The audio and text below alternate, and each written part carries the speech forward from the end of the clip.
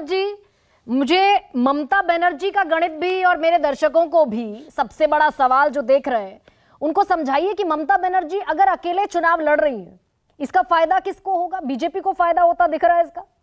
18 और 22 का भी गणित है।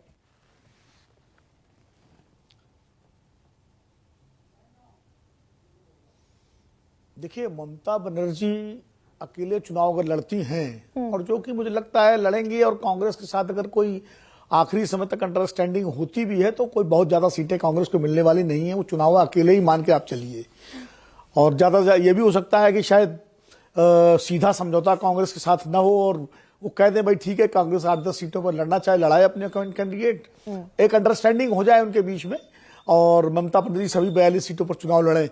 तो वो ममता जी जानती हैं, और उसका कारण ये है कि पश्चिम बंगाल में जो ममता विरोधी यानी तृणमूल कांग्रेस विरोधी वोट है वो एक जगह इकट्ठा न हो, ये ममता जी चाहती हैं।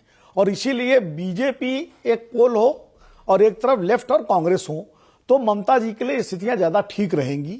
उनको मालूम है कि अगर माइनॉरिटी वोट उनका इंटैक्ट रहा तो बाकी वो संभाल लेंगी।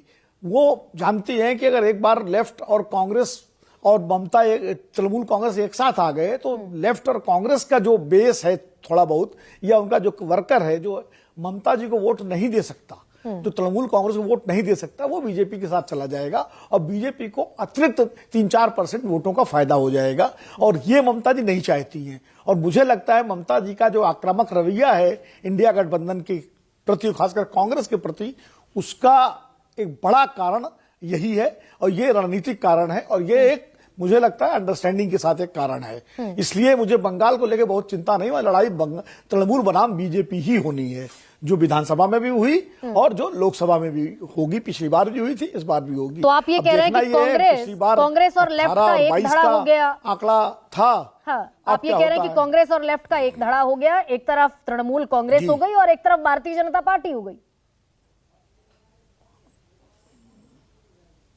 बिल्कुल, इसीलिए ममता जी ने इंडिया गठबंधन से अलग होने का ऐलान नहीं किया है। उन्होंने कहा मैं इंडिया गठबंधन में हूं लेकिन चुनाव अकेले लड़ेंगे हम। तो मतलब ये है कि गठबंधन में रहेंगी, चुनाव अकेले लड़ेंगी। एक तरह से केरल मॉडल आप मान लीजिए, केरल मॉडल का एक्सटेंशन पश्चिम बंगाल में भी होगा और केरल मॉडल का ही एक्सटेंशन पंजाब में भी होगा। ये आप मान के चलिए। और ये मैं बात आज से नहीं, आपके चैनल में, आपके कार्यक्रम में कई बार कह चुका हूं।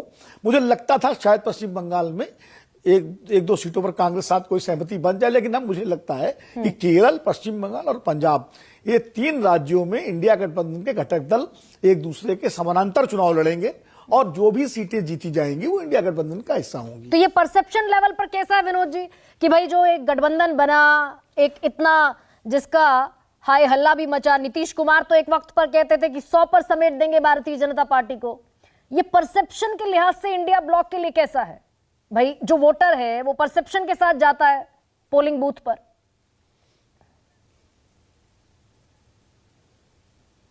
देखिए, परसेप्शन का एक वोट होता है, एक बहुत सीमित प्रतिशत वोट होता है परसेप्शन का। बाकी जो वोट पड़ता है वो क्षेत्रीय स्थानीय समीकरणों के आधार पर पड़ता है। पश्चिम बंगाल में की जो जनता है उसको 2 खेमों के बीच चुनाव करना है, बीजेपी और तृणमूल कांग्रेस के बीच में। हाँ। पंजाब में स्थिति बिल्कुल अलग है, वहां भी आम आदमी पार्टी और कांग्रेस मुख्य आमने सामने हैं। यही स्थिति है आपकी केरल में। तो अब केरल में क्या परसेप्शन बनेगा? बल्कि केरल में अगर लेफ्ट और कांग्रेस एक साथ मिलकर लड़े तो परसेप्शन बिगड़ जाएगा। वहां वही परसेप्शन है जो पिछले वर्षों से दशकों से चला आ रहा है। और रही बात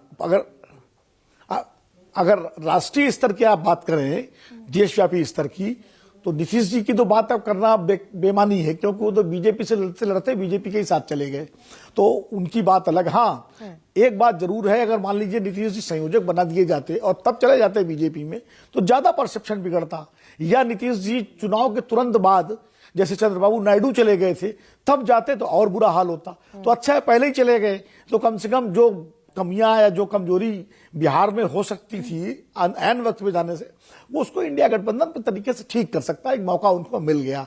तो अब मुझे लगता है कि ये एक बार सीटों का बंटवारा हो जाए जहां जहां होना है, और उसके बाद क्या तस्वीर बनती है, तब हम एक आकलन कर सकते हैं कि इंडिया गठबंधन मैदान में किस जगह है, वो टिक रहा है एनडीए के सामने, कहां टिक रहा है, कैसे टिक रहा है। और दूसरा, एनडीए का भी सीट बंटवारा हो जाए, राजभर जी को कितनी सीटें मिलेंगी, मांझी जी की नाव किस धारा में बहेगी। लेकिन ये एनडीए के लिए तो चुनौती नहीं है ना विनोद जी, मांझी की नाव तो कभी डूबती नहीं है, वो किसी एनडीए भी का धारा में सीट बह सकती शेयरिंग है। उतनी बड़ी चुनौती इसलिए नहीं है क्योंकि जी। वो अपने दम पर स्पष्ट बहुमत में है ना, अपने दम पर बहुमत है उनके पास। देखिए, सीट शेयरिंग तो नहीं, बहुमत अभी है ना, बाद में तो सीट शेयरिंग जब आप करेंगे। 2019 में आप देखिए, नीतीश कुमार जिनके पास 2014 में 2 सीटें थी, उनको बीजेपी ने 17 सीटें लड़ने दे दी। तो सीट शेयरिंग चुनौती थी, तभी तो दी 17 सीटें, अपनी सीटें कम करके। तो कहीं ना कहीं उनको नीतीश जी की जरूरत थी। ऐसा नहीं है कि सब हलवा ही हलवा है एनडीए में, हम लोग जो सोच रहे हैं। अभी जब शुरुआत होगी वहां, तो वहां भी चीजें सामने आएंगी। तो मुझे लगता है कि अभी बहुत हमको वॉच करने की जरूरत है कि एनडीए की स्थिति भी, एनडीए में ठीक है, मोदी जी हैं, मोदी जी की वजह से एक अलग तरह का एक माहौल है, उनकी लोकप्रियता है, उनके नाम पर वोट है।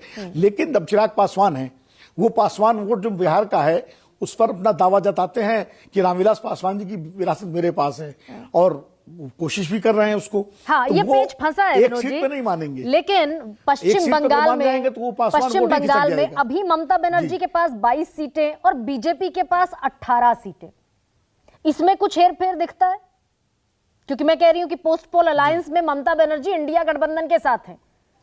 तो कांग्रेस बढ़त हासिल करे या तृणमूल कांग्रेस बढ़त हासिल करे, ये इंडिया ब्लॉक की बढ़त है। कितनी बढ़त देख रहे हैं आप?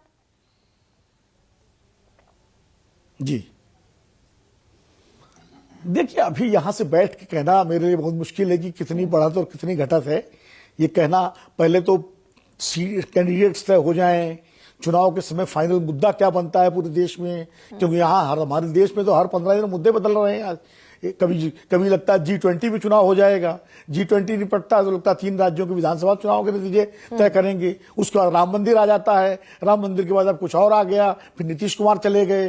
तो हमारे यहाँ तो हर 15 दिन में नया मुद्दा खड़ा हो जाता है। तो चुनाव किस मुद्दे पर होगा और मुख्य मुद्दा क्या होगा, पुलवामा जैसा कोई मुद्दा।